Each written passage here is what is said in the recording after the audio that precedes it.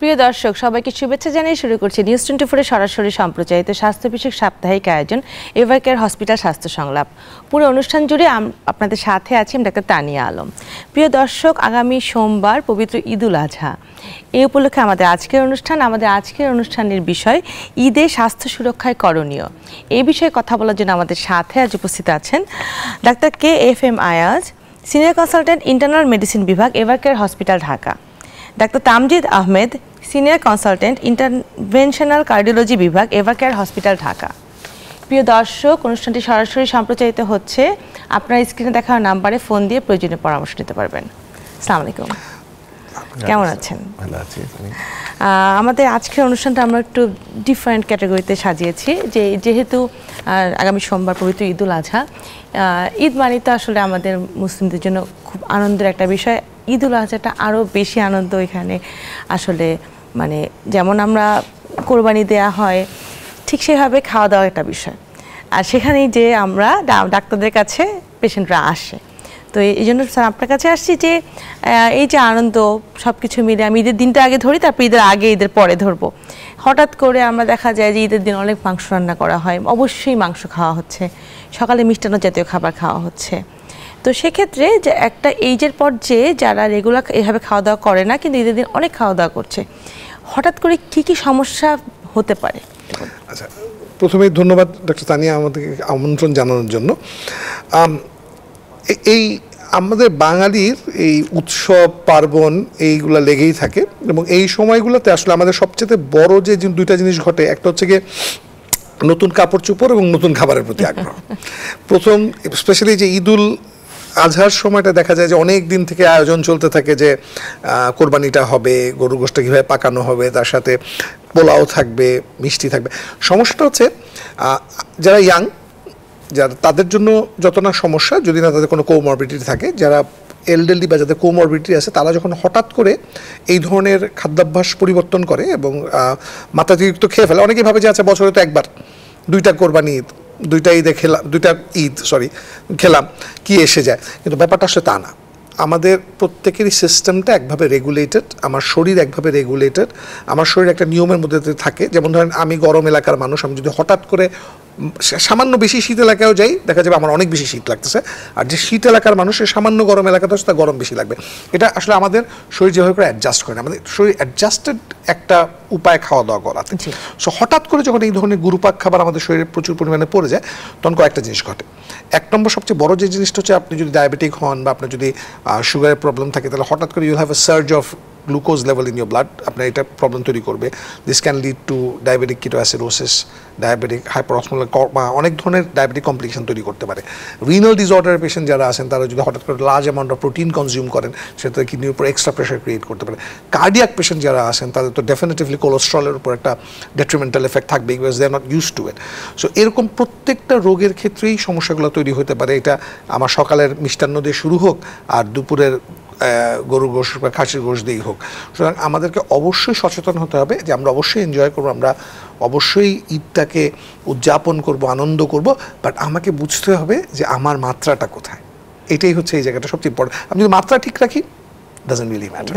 Sir আপনার কাছে আসে, আপনি যেহেতু কার্ডিওলজি বিভাগে আছেন, দেখা যায় যে চেস্ট পেইন, বুকে ব্যথা, এই সময় এটা তো আপনি রেগুলারই ফেস করছেন। হঠাৎ করে যেটা আমরা বলছি যে হঠাৎ করে খাওয়া দাওয়া করলো, এই যে ঈদের বিকালে দেখা যায় হঠাৎ করে আসলে পেশেন্টের প্রেশারটা বেড়ে যায়। এটা কিন্তু যে কোনো ইমার্জেন্সিতেও দেখে দেবো যে হঠাৎ করে দেখা যায় অনেক বেড়ে। এই ধরনের পেশেন্টদের সাধারণত কী ধরনের সমস্যা হতে পারে হার্টের ক্ষেত্রে, সেটা বলবেন? ধন্যবাদ ডক্টর তানিয়া। যাদের হার্টের পেশেন্ট, যারা পরীক্ষিত জানার মধ্যে হার্টের পেশেন্ট আছে, তাদের তো একটা নিয়মের মধ্যে চলতেই হবে, সে ঈদের দিন সহ। ঈদে আমাদের কি হয়, ঈদের উদ্দেশ্যটা কি? ঈদের উদ্দেশ্য হচ্ছে আসলে শুধু ভোগ করা না, ত্যাগ করাও। কিন্তু আমরা গরিবদের ওষুধ খাওয়ানোর জন্য, যাদের নিউট্রিশন দরকার তাদের কিন্তু মাংসটা পাওয়া দরকার। আমার নিজে খেতে হবে তা না, কিন্তু আবার বিরিয়ে আশেপাশে মানুষকে দেওয়া, আত্মীয়স্বজনকে বিরিয়ে দেওয়া, এটাও কিন্তু একটা অংশ ঈদের। আমরা ভোগ করার জন্য কিন্তু ঈদটা করছি, শুধু তা না, ত্যাগের জন্যই করছি। হ্যাঁ, ভোগ করতে হলে অল্প দু একটা টুকরা খেলে কিছু সমস্যা নেই, কিন্তু অতিরিক্ত খেয়ে ফেলি তখনই আমাদের সমস্যাগুলো হয়ে যায়। হ্যাঁ, একটা সাডেন, যেটা ডক্টর এইমাত্র বললেন, ডায়াবেটিস থেকে শুরু করে কিডনি এবং হার্টে কী হতে পারে, যে কোনো ধরনের একটা আমরা খেলে কি হয়, এটা হচ্ছে ব্যাড কোলেস্ট্রল তৈরি করে, যেটা এলডিএল। এই জন্য এটা স্যাচুরেটেড ফ্যাট, তো গরুর মাংসটা এটা অতিরিক্ত খেলে অতিরিক্ত পরিমাণে এলডিএল কোলেস্ট্রলটা হবে। এটা ধমনীর মধ্যে ডিপোজিট হয়, হার্টের ধমনীগুলো ডিপোজিট হয়ে, এবং অনেক সময় প্লাক ক্রাপচার করে হার্ট অ্যাটাক করে, বিশেষ করে অতিরিক্ত কিছু হলেও হলেও। তো সেই জন্যই আমাদের পরিমিত জিনিসটা করতে হবে। এমন না যে নিষেধ একেবারেই, একটু করে দুটো খেতেই পারে, চর্বিটা বাদ দিয়ে, তেলটা বাদ দিয়ে শুধু মাংস পিসটা, লিন মিট যেটা, ওটা একটু খেতে পারেন, এবং এটা নিষেধও নাই, কিন্তু পরিমিত হতে হবে। যে একটা কন্ট্রোলে থেকে থাকে তার জন্য খাওয়াটা অতটা অসুবিধা হয় না। যার লাইফস্টাইল আনকন্ট্রোলড তার জন্য ক্ষতিটা বেশি হয়। জি, আচ্ছা আপনার কাছে আসি যে এই যে আমাদের এখন একটু ওয়েদারটা গরম ছিল, একটু বৃষ্টি হচ্ছে গতকাল থেকে, তো এই যে মানে গরমের প্রভাবটা আবার বেড়ে যেতে পারে, কারণ এবছর গরমটা কিন্তু অনেক লং টাইম ধরে আছে, বৃষ্টিটা কম হচ্ছে। এই গরমে এই যে সবাই হাটে যাবে, সাথে মানে তাদের জন্য কি আপনি বলবেন, একটু বলবেন? প্রথম কথা হচ্ছে কি যে আমরা খুবই ফরচুনেট, ভাগ্যবান বলবো, যে এখন কিন্তু আবহাওয়াটা খুব ভালো, জি, বিউটিফুল ওয়েদার, বৃষ্টি হচ্ছে। সো গরমে যাওয়ার আগে একটু বলে নিই, এই বৃষ্টি ওয়েদারটা নিজেও কিন্তু আবার সমস্যা। যেমন কাদা হয়ে থাকবে, পিচ্ছিল হয়ে থাকবে, সুতরাং এই পড়ে যাওয়া, পড়ে গিয়ে আঘাত পাওয়া এবং পিছলায় যাওয়া, এই সমস্যাগুলো তো রয়ে যাচ্ছে। সুতরাং হাটে গেলে যে শুধু হিটটা ফ্যাক্টর, এই বৃষ্টিটাও ফ্যাক্টর, সুতরাং তখনও খেয়াল রাখতে হবে যাতে আমার ব্যালেন্সটা না হারাই, কর্দমাক্ত পথগুলোকে যাতে আমি অ্যাভয়েড করি, এই জিনিসগুলো খেয়াল করা। আর যদি রোদ পড়ে যায়, তাহলে আমরা জানি যে আসলে রোদের সময় সবচেয়ে বড় যে সমস্যাটা দেখা যায়, আমরা সবাই হিট স্ট্রোক নিয়ে চিন্তা করি, বাট হিট স্ট্রোকের আগের কতগুলো ধাপ রয়েছে। হ্যাঁ, তো সেই ধাপগুলো যেমন ডিহাইড্রেশন তৈরি হওয়া, অর্থাৎ পানি শূন্যতা তৈরি হয়ে যাওয়া, ঠিক আছে, তারপরে হচ্ছে কি আপনার হিট ক্র্যাম্পস হওয়া, মাসেলগুলো ক্র্যাম্প হয়ে আসা, তো এগুলো সবগুলো, এবং ফাইনালি হিট স্ট্রোক তো রয়েছে। তো এই হিট স্ট্রোকটা হচ্ছে এক্সট্রিম পার্ট। তো এই জিনিসগুলা অ্যাভয়েড করতে হলে আমাকে প্রথম যে কাজটা করতে হবে, আমি যাতে যখন আমি যাই তখন আমাকে একটা ছাতা ক্যারি করা। এই ছাতাটা কিন্তু রোদ হোক আর বৃষ্টি হোক, দুটা থেকে আমাকে রক্ষা করবে। হ্যাঁ, এটা খুব জরুরি। 2 নম্বর হচ্ছে পানির বোতল সাথে রাখা, যথেষ্ট পরিমাণ পানি পান করা, কারণ পানি আমাদের শরীর থেকে ঘামের মাধ্যমে তাপমাত্রাটাকে কমিয়ে দিতে সাহায্য করে। সো আমি যত পানি পান করব তত আসলে আমি রিহাইড্রেটেড থাকবো, প্লাস ঘামের কারণে যেটা লস হবে সেটাকেও ঠিক করে ফেলতে পারবো। সো পানি পানটা অসম্ভব জরুরি। অনেকক্ষণ সময় ছাতা থাকলেও রোদের মধ্যে না থাকা, কারণ এটা শুধু যে ডাইরেক্ট তাপটা লাগছে, সূর্যের তাপটা ডাইরেক্ট লাগছে তা কিন্তু না, অ্যাম্বিয়েন্ট টেম্পারেচার মানে আশেপাশের গরম ব্যাপারটাও কিন্তু আমার শরীর থেকে ইভ্যাপোরেট করে ঘামটাকে বের করে ফেলছে, ফলে আমার ডিহাইড্রেশনের প্রবাবিলিটি অনেক বেড়ে যায়। সো এই কারণে ওইটাকে অ্যাভয়েড করা, এই জিনিসগুলো। আর হচ্ছে কি আরেকটা যে কাজটা আমরা খুব করি, মানে সবাই খুব পছন্দ করি, সেটা হচ্ছে গরু নিয়ে হেঁটে হেঁটে বাসায় ফেরা, দীর্ঘ পথ, এটা আনন্দের সময়, এবং প্রত্যেকে জিজ্ঞেস করবে দাম কত, মূল্য কত, এটা নিয়ে এটা এটা এটা একটা আমাদের সোশ্যাল কালচার। এইটা এই মুহূর্তে যদি আপনার রোদটা বেশি থাকে, পারতপক্ষে এটা যতটা সম্ভব অ্যাভয়েড করা। আসলে সেক্ষেত্রে আমার মনে হয় যে মানে আমি যেমন আমার কষ্ট পাচ্ছি, আমার পশুটা যাকে নিয়ে যাচ্ছি তার কিন্তু সেম ভাবে কষ্ট হচ্ছে।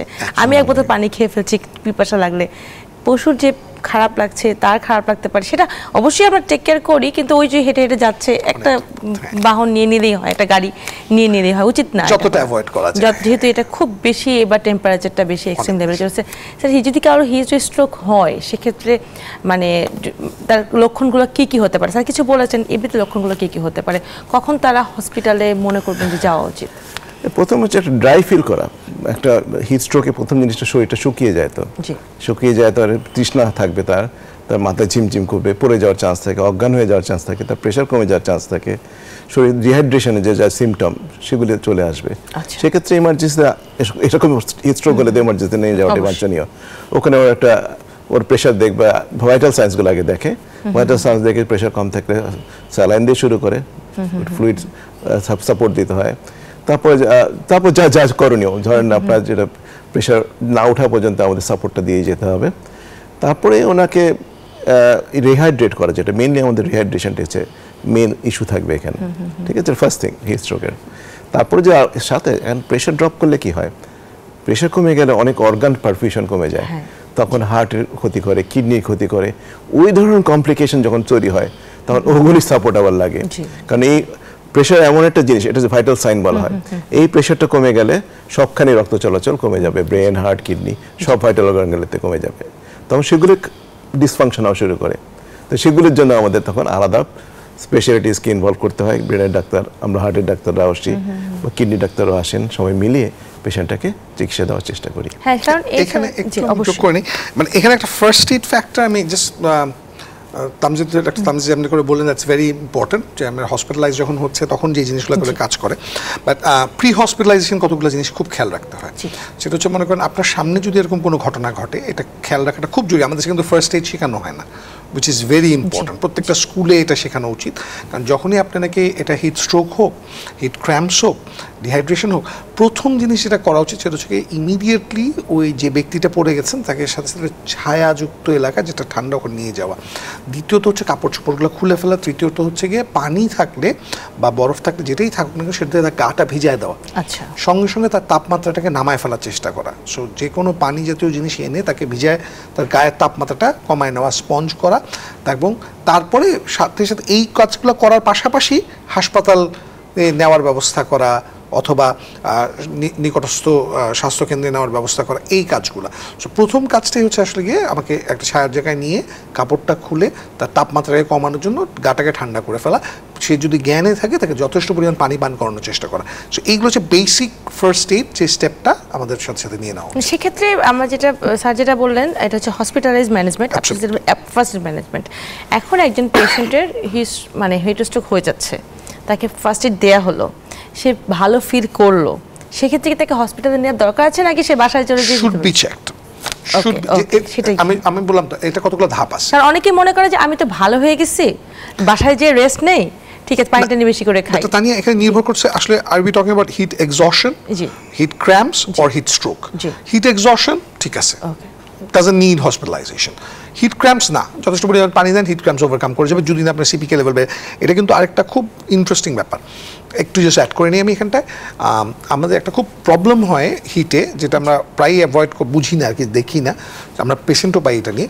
সেটা হচ্ছে কি যে গরমের মধ্যে আমরা অনেকে খেলাধুলা করি, ক্রিকেট, ফুটবল, বা ধরি আমি এই যে কোরবানির মাঠে যাওয়া বা হাটে যাওয়া, এই অংশগুলোতে হয় কি আপনি অনেকক্ষণ হাঁটেন গরমের মধ্যে।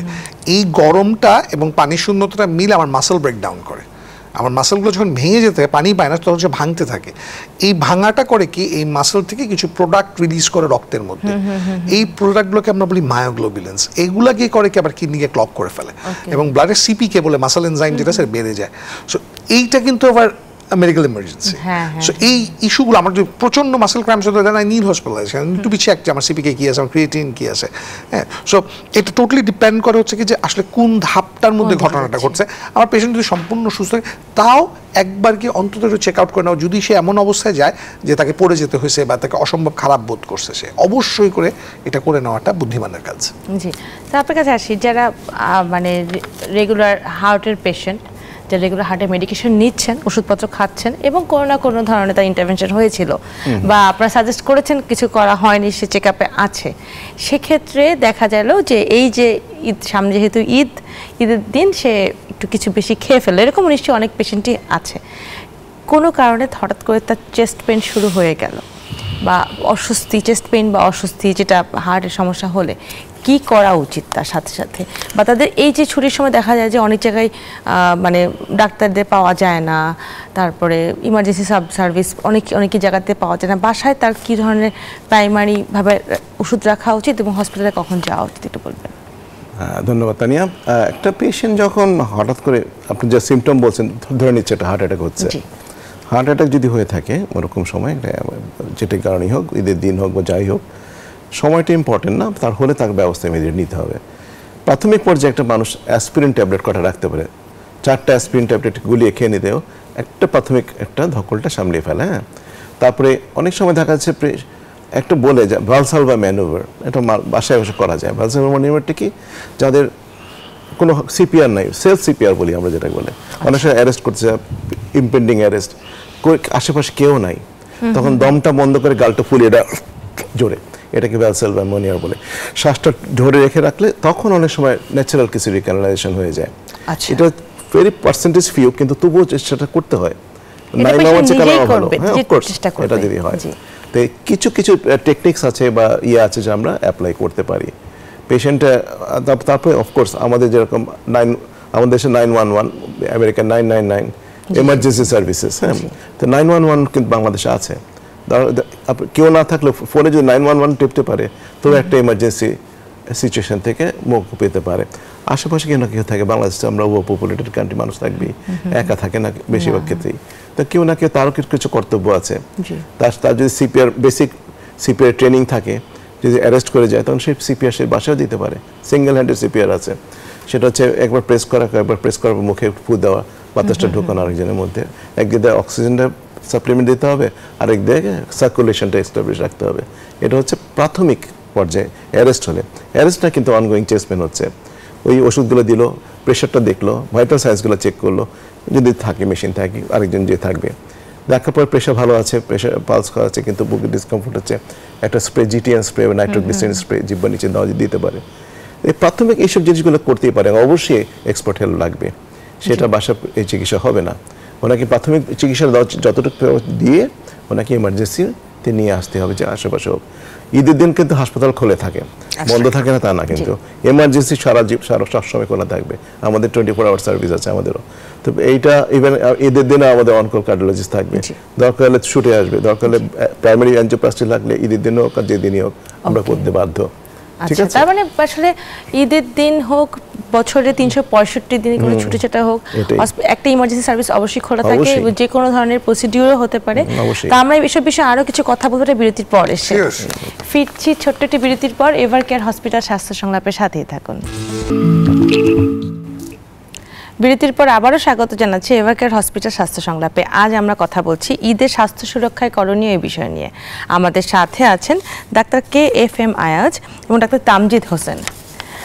স্যার, বিরতিতে যাবার আগে আমরা কিছু বিষয় নিয়ে আলাপ করলাম, হার্টের বিষয় নিয়ে আলাপ করলাম, হিট স্ট্রোক নিয়ে আলাপ করলাম।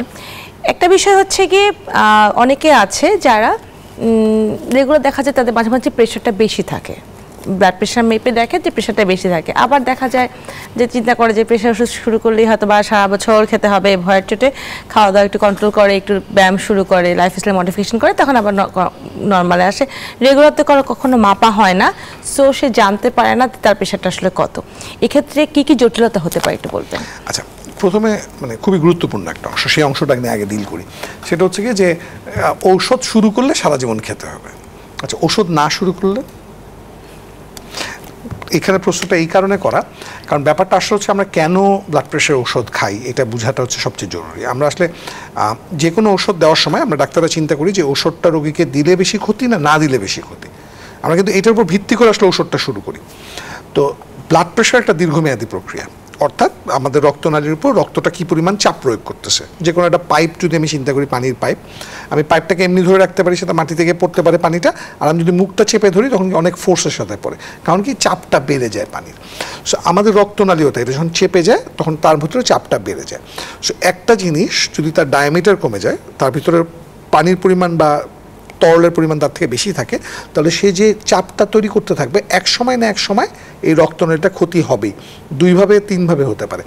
একটা হচ্ছে গিয়ে যে এর ভিতরে যে লাইনিংটা আছে, আমার রক্তনালীগুলার 3টা লেয়ার আছে, লেয়ারটা নষ্ট হয়ে যেতে পারে।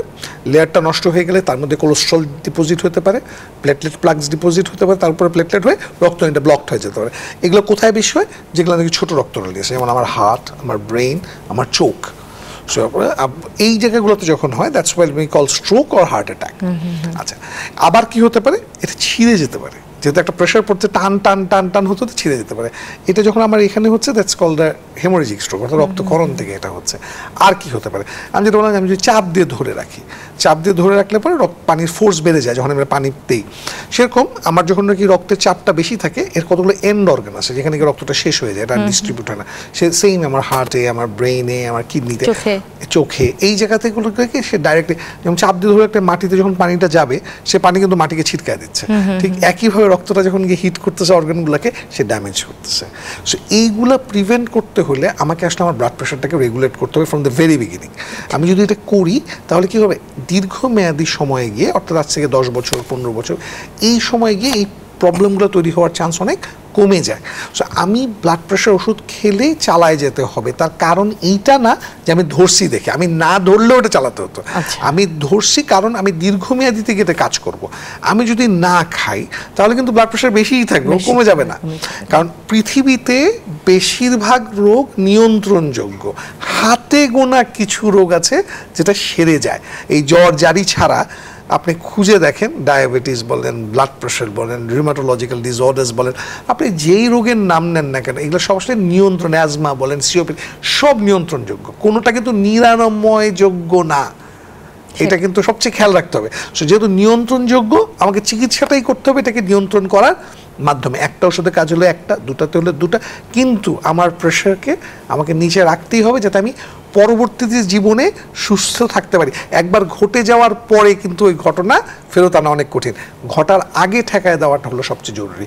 এই কারণে আমাদেরকে যে কাজটা করতে হবে, প্রেশারের ওষুধ খেয়ে প্রেশারটাকে নিয়ন্ত্রণে রাখা অসম্ভব অসম্ভব অসম্ভব জরুরি। লাইফস্টাইল মডিফিকেশন আগে ট্রাই করাই যেতে পারে, খাওয়া দাওয়া নিয়ন্ত্রণ করে করাই যেতে পারে, কিন্তু না হলে প্রেশার ওষুধে যাওয়ার ব্যাপারে আসলে দ্বিধাগ্রস্ততা একটা অত্যন্ত ভুল ধারণা, ভ্রান্ত ধারণা। জি, কোলেস্টেরলের সাথে কি রিলেশন আছে একটু বলবেন, হার্টের সাথে কোলেস্টেরলের রিলেশনটা?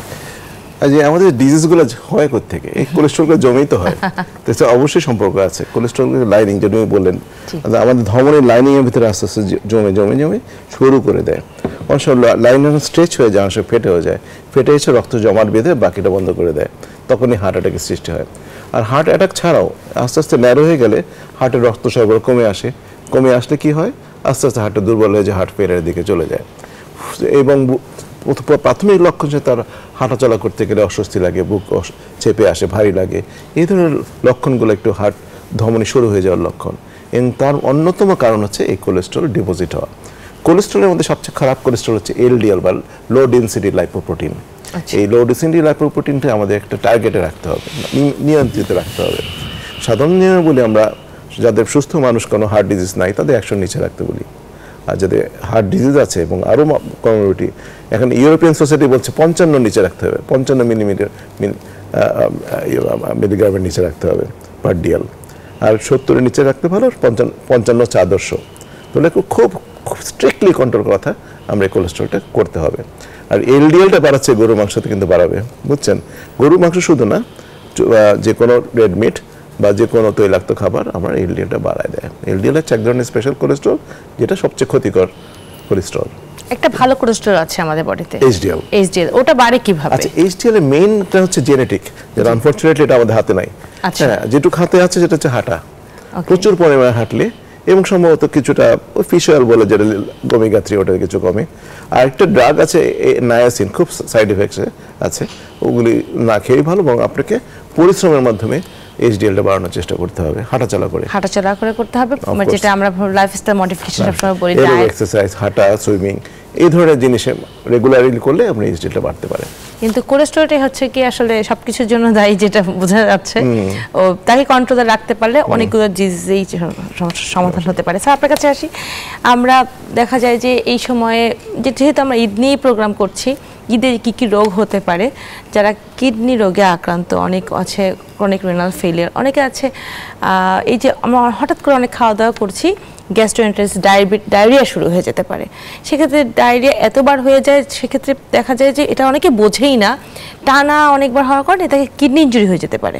তো এই বিষয়ে একটু বলবেন যে গ্যাস্ট্রোএন্টারাইটিস, কিডনি, ডায়রিয়া একটু বলবেন। আচ্ছা, ধন্যবাদ ডাক্তার তানিয়া। এইখানটায় দুইটা ইস্যু নিয়ে ডিসকাস করি। একটা হচ্ছে গিয়ে আমাদের অনেকেরই ফাংশনাল বাউল ডিসঅর্ডার বা আইবিএস আছে, এটা কিন্তু আমরা অনেকে বুঝি না। আইবিএস হলো এক ধরনের আন্তরিক রোগ, পেটের রোগ, যেটা কোনো জীবাণু দিয়ে হয় না। এটা আসলে আল্লাহ তাআলা আমাদের পেটটাকে যেভাবে করে বানাইছেন সেটা কিন্তু একটা গতি আছে। গতি অর্থাৎ হচ্ছে আমি সকালবেলা খাবো, খাওয়ার পরে খাদ্যনালী দিয়ে খাবারটা পাকস্থলীতে আসবে, পাকস্থলী দিয়ে গিয়ে আলটিমেটলি পায়খানা বের হয়ে যাবে। এইভাবে করে তৈরি করা জিনিসটা পুরো পথটাকে নেমে আসবে। এই ট্রানজিট পথটার মাঝখানটায় আমার খাদ্যনালী, পাকস্থলী, তারপরে ক্ষুদ্রান্ত্র, তারপর বৃহদান্ত্র, এবং এটা কিন্তু মোটামুটি 17 ফিট 5 ফিট, মানে বিশাল লম্বা একটা জিনিস পার হয়ে চলে আসে। সাধারণ মানুষের 12 থেকে 24 ঘন্টা সময় লাগে খাওয়ার পর থেকে সেটাকে ত্যাগ করা পর্যন্ত। কোনো মানুষ আছে যাদের নাকি এই গতিটা ঠিক থাকে না, দেখা যায় কখনো কখনো অনেক দ্রুত নেমে যাচ্ছে, কখনো কখনো অনেক সময় লাগছে।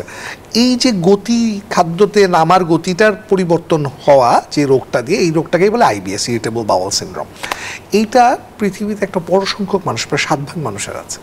সো এরা প্রায়ই দেখা যায় যে পেটের কষ্টে ভোগেন, কিন্তু দুদিন একটু, এবং এটার সাথে খাবারের খুব ডাইরেক্ট রিলেশনশিপ। অর্থাৎ সহজপাচ্য খাবার যেগুলো না, যেমন তৈলাক্ত খাবার, অতিরিক্ত মশলাদার খাবার, এটা খেলেই আইবিএস এর প্রবলেমটা দেখা দেয়। তখন পেট ফেপে যায়, পেট ফুলে যায় এবং বারবার টয়লেটে যেতে হয়। সো এই ক্ষেত্রে হাইড্রেশনটা, সাধারণত ডিহাইড্রেশন এটাতে না হলেও কষ্টটা হয়। সো এটাকে ঠেকানোর সবচেয়ে প্রথম উপায় হচ্ছে কি আমার খাদ্যটাকে ঠিক রাখা, যে আমার জানা যে কোন খাবারগুলো খেলে আমার এটা ট্রিগার করে আমি এগুলো খাবো না। দ্বিতীয়ত আপনি যেটা বললেন যে হ্যাঁ আমি খাওয়ার কারণে এটা 2 ধরনের পেটের সমস্যা। আরেকটা হতে পারে, একটা হচ্ছে কি আমি গুরুপাক খাবার খাওয়ার কারণে যেটা আইবিএস এর, আর হতে পারে ইনফেকশনটা কেমন হতে পারে? 1 নম্বর হচ্ছে কি খাবারটা বাইরে রয়ে গেছে, গরম পড়ছে, আমি আবার জাল দিয়ে খাচ্ছি, বারবার খাচ্ছি, ফলে আমার পেটের সমস্যা দেখা দিতে পারে। পেটের সমস্যা দেখা দিলে আমাদের ডায়রিয়া দেখা দেয়, অর্থাৎ পাতলা পায়খানা দেখা দেয়। এইটা আসলে ন্যাচারাল প্রসেস অফ এলিমিনেশন। এটা কিন্তু আমার শরীর থেকে আসলে পানি দিয়ে জীবনটাকে বের করে ফেলার একটা প্রক্রিয়া, যার লাইনিংটাকে নষ্ট করে দেয়। সো এইটাতে হয় কি বারবার আমাকে ওয়াশরুমে যেতে হয়, এবং যেহেতু তরল হয় পায়খানাটা, সুতরাং পানি শূন্যতা দেখা দেয়।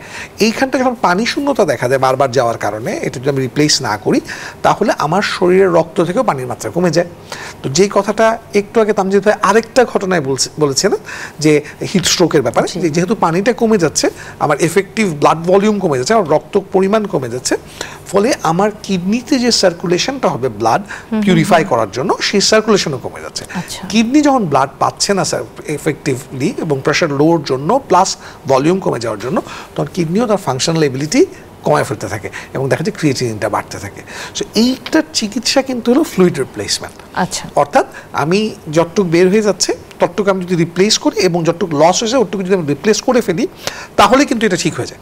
মানে ডায়রিয়া মোস্ট অফ দ্য কেসেসে আমি যদি একটা অ্যান্টিবায়োটিকও না খাই, 72 আওয়ার্স টু 96 আওয়ার্স এটা কিন্তু নিজেই ঠিক হয়ে যায়, আমি যদি কনস্ট্যান্টলি আমার ফ্লুইড ভলিউমটাকে রিপ্লেস করতে থাকি। যে শুধু কিন্তু একসময় টিভিতে বারবার দেখাতো ওরসালাইন খান, অনেকে ভাবে ওরসালাইন খেলে বোধহয় ডায়রিয়া বন্ধ হয়ে যাবে, তা কিন্তু না।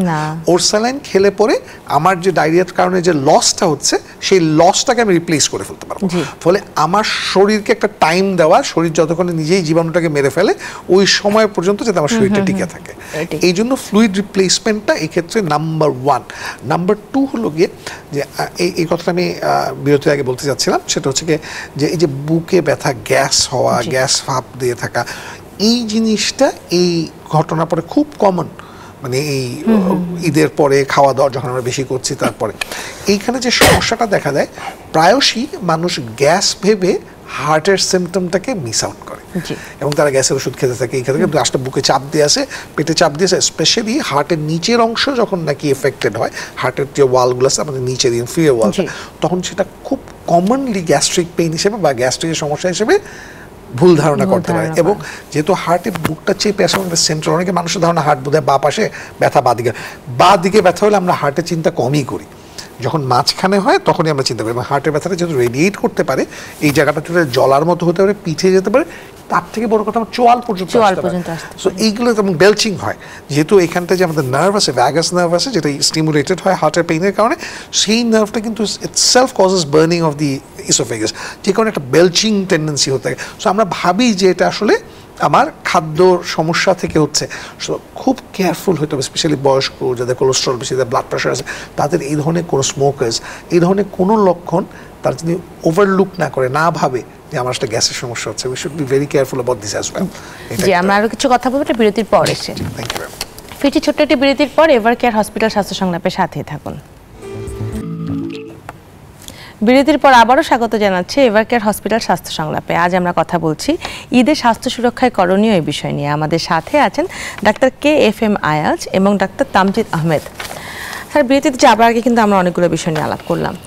আমরা বলি পেশেন্টকে হসপিটাল, চেস্ট পেইন হলে, বুকে ব্যথা হলে তৎক্ষণাৎ হসপিটালে চলে যান, হসপিটাল চিকিৎসা করবে।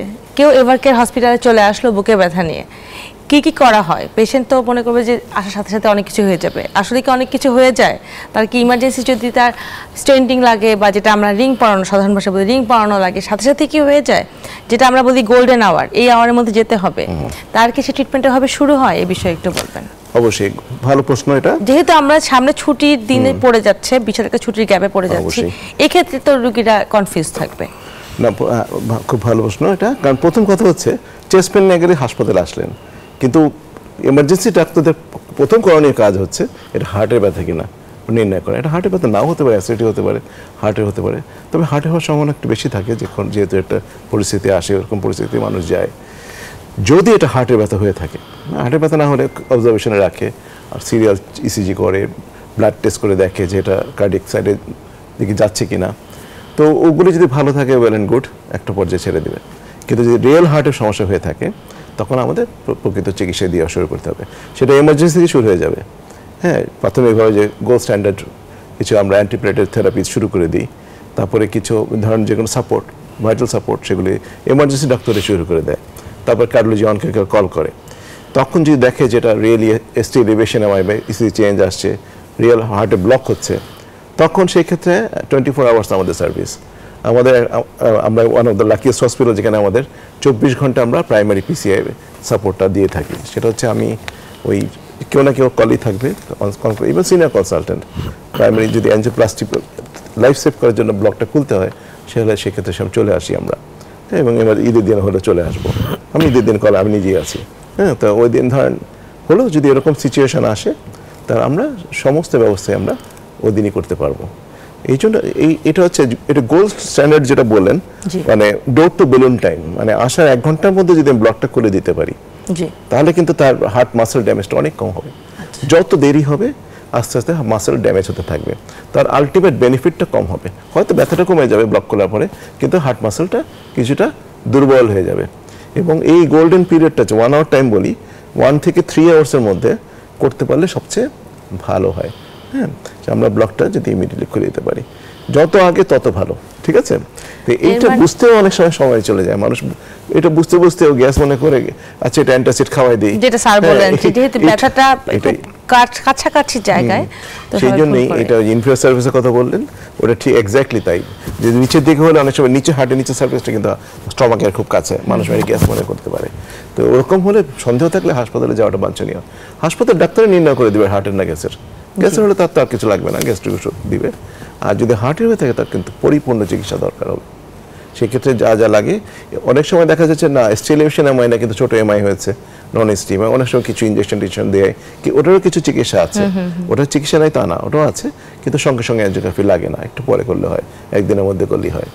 আরেকটা হচ্ছে এমার্জেন্সি, যেটা না করলেই না, সেটা 24 ঘন্টার মধ্যে আসলে, এবং 3 ঘন্টা, বিশেষ করে 3 ঘন্টা এবং 1 ঘন্টা সবচেয়ে ভালো মধ্যে যদি রোগী আসতে পারে, তাহলে আমরা তত তাড়াতাড়ি ব্লকটা খুলে দিতে পারি, ততটাই পেশেন্টের জন্য মঙ্গলজনক। তার মানে আমি যেটা আমাদের সাধারণ ভাষায় আমরা যেটা বলি রিং পরানো, মানে হার্টের স্টেন্টিং, হার্টের সাথে রিং পরানো, এই সার্ভিসটা যদি 1 ঘন্টার মধ্যে করা যায়, যদি কারো লাগে, সেক্ষেত্রে সবচেয়ে ভালো। কারণ হার্টের মাসেলগুলো ইনজুরি কম হচ্ছে, ক্ষতিটা কম হচ্ছে, এবং সেটা 24 আওয়ার্স, মানে ঈদের দিনেও যদি কারো বিকাল 3টার সময় বুকের চেস্টে পেইন হয়, তার বাসা যদি ধানমন্ডিতে হয় বা পুরান ঢাকা হয়, তারা যদি 1 ঘন্টার মধ্যে এভারকেয়ার হসপিটালে আসে, আমি বলতে চাচ্ছি যে যেখানে সাপোর্ট আছে সেখানে আসলে যদি কাজটা শুরু হয়ে যায়, এবং 24 আওয়ার্স কাজটা হচ্ছে এবং স্টেন্টিংটাও হচ্ছে, এটা অনেক বড় আমার দর্শকদের জন্য অনেক বড় একটা ইনফরমেশন আসলে। কারণ সবাই মনে করে যে ব্যথা হচ্ছে, এখন আমরা কোথায় যাব, এই যে চিন্তা করতে করতেই সময়টা অনেক পার হয়ে যায়। এই সময়টা খালক্ষেপণ না করতে বলি।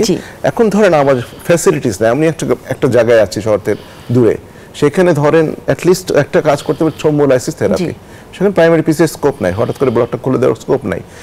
একটা ওষুধ তো দিতে পারবে, যে ওষুধ দিয়ে কিছুটা প্রোটেকশন দেবে, সে থ্রোম্বোলাইসিস করার পরে তারপর পাঠাতে পারে।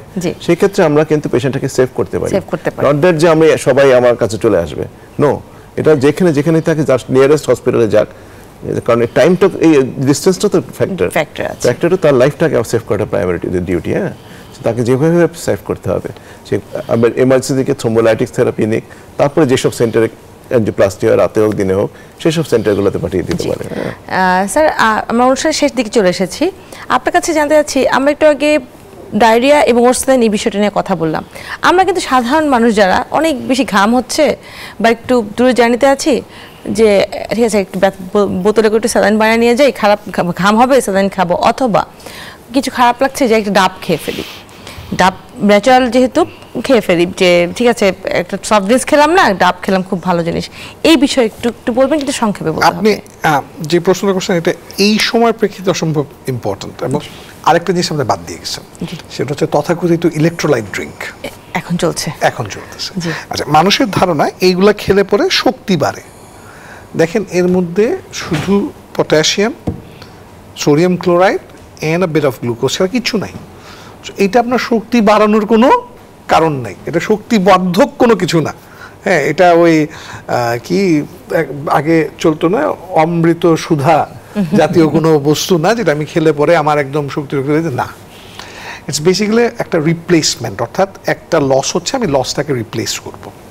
এটা মূলত তৈরি হয়েছিল হচ্ছে গিয়ে ডায়রিয়া প্রিভেনশনের সময়, যাতে নাকি ডায়রিয়াতে যে পানিটা চলে যায় সেটাকে প্রিভেন্ট করার জন্য, যাতে আমার লবণ কমে না যায়। লবণ যে মাত্রাগুলো আছে এটা খুব টাইটলি রেগুলেটেড আমার শরীরের মধ্যে। লবণের তারতম্য খুব সামান্য পরিমাণে হলেও এটা বড় এফেক্ট থাকে। এটা যেমন কমে গেলেও এফেক্ট হতে পারে, বেড়ে গেলেও এফেক্ট হতে পারে। প্রশ্ন থেকে যে আসলে বেড়ে গেলে না কমে গেলে ক্ষতি কোনটাই বেশি?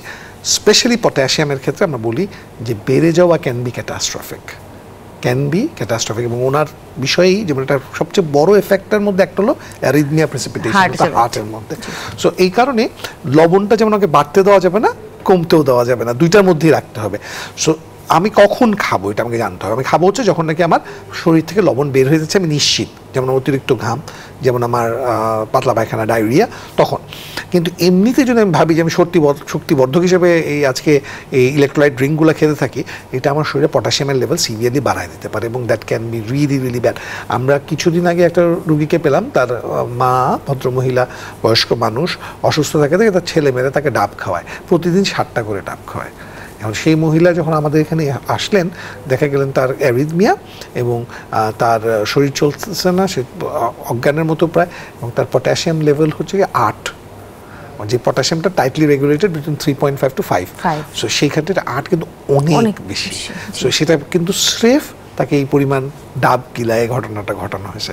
সো এই কথাটা আমাদের খুব খেয়াল রাখতে হবে যে সুখ দুঃখের গল্পটা মনে আছে কিনা আমি জানি না, যে বর দেওয়া হয় যে তুমি পুকুরে গিয়ে একটা ডুব দিলে হীরা, 2টা ডুব সোনা, 2টা ডুব দিলে হীরা, এইটা পাওয়া, তুমি একটা ডুবের বেশি দিবা না। তো সুখ খুবই লোভী ছিল, তাকে এটা বলার পর সে প্রথম ডুব দিয়ে সারা শরীর সোনা দিয়ে, তারপরে হীরা, তৃতীয় ডুব দেওয়ার সাথে সাথে সে সম্পূর্ণ কুৎসিত হয়ে যায়। সো কোনো কিছু বেশি আসলে ভালো না, এটা আমাদের পরিমিত পরিমাণে ভালো। আর সেটা হচ্ছে প্রয়োজন মতো আমরা পানি খাওয়াটাই ভালো, যতক্ষণ না কোনো চিকিৎসক বলবে যে আপনার জন্য এটা লাগবে, রিপ্লেসমেন্ট লাগবে। আপনাদের দুজনকে অনেক ধন্যবাদ, আপনাদের দুজনকে আগাম ঈদের শুভেচ্ছা। দর্শক দেখছিলেন এভার কেয়ার হসপিটাল স্বাস্থ্য সংলাপ, আজ এখানে শেষ করছি। আশা করি আগামী অনুষ্ঠানে আবারও দেখা হবে অন্য কোনো বিষয় নিয়ে। সে পর্যন্ত ভালো থাকবেন, সুস্থ থাকবেন।